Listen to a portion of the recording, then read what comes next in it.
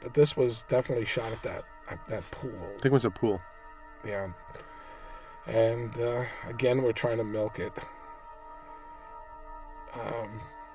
She was actually quite good. She really did convey fear in there.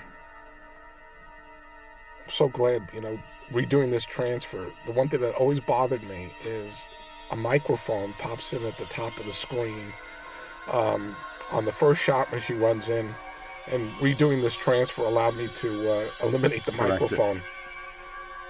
All this graffiti was ours. I don't know. We just did all that graffiti. It was sort of the theme of the day, having a lot of graffiti. It was New York in this late 70s, early, late 70s. It was 79. And it was also hugely controversial because on the one hand it was, art, and on the other hand it was vandalism. At least that's the way the city looked at it. Well, the city was in such decay in the 70s. I think it nearly went bankrupt at that time, and it was really pretty run down.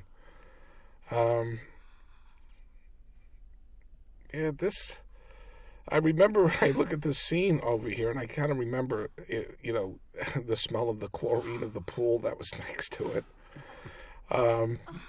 One of the things that was interesting about this scene is when we were later selling this film at the Cannes Film Festival, one of the most brilliant things that happened to us was having Irvin Shapiro Films Around the World represent the movie.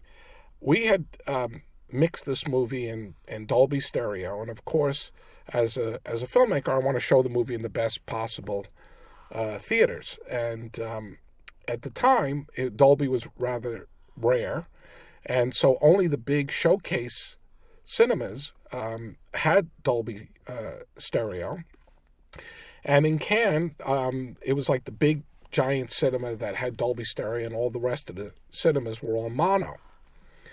Well, Irvin, his idea of premiering Maniac is to show it in the smallest theater in Cannes at midnight. And the genius of that was that so many of the potential distributors tried to get into the screening and couldn't get in. And the next day, the buzz was we tried to get into a screening of Maniac, but we were turned away because it was all sold out and it was packed. The thing is, nobody really asked what the size of the cinema is. And that was the genius of Irvin Shapiro.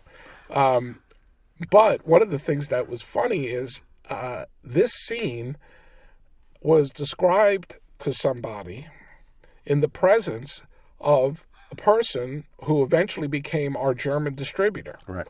And because he heard about this scene and how much suspense it created from the person describing the scene, he bought the movie at a pretty reasonable price at that time, right, sight unseen, because this scene had so affected this other person.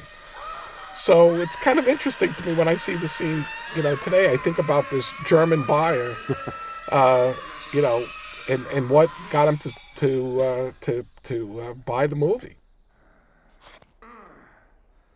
And I remember in the Cannes Film Festival, I think it was within a few days we recouped the budget. Oh yeah, no, this was great. I mean, I think we finished the film within a week or two of the Cannes Film Festival, and flew the print. I think we didn't want to ship it. No, we carried it. We carried it on the plane, and we showed it at Cannes, and within a very short time, we were already in profits on the movie. It was really great. Well, Irvin was the sales agent on Dawn of the Dead, so Martin was one of his films. I remember you calling him, and he was just a fantastic old elder statesman, and we said, well, the only place you can see it is in the editing room, and he came, I think, late one night after the office. Yeah. In his banker suit, always very nattily dressed, and tie and double-breasted banker's pinstripe suit, and he sat there. And he watched the raw footage. He watched the work print. Yeah. Without any music, without any sound effects. Under the worst conditions possible, and just, I think, turned to you and said,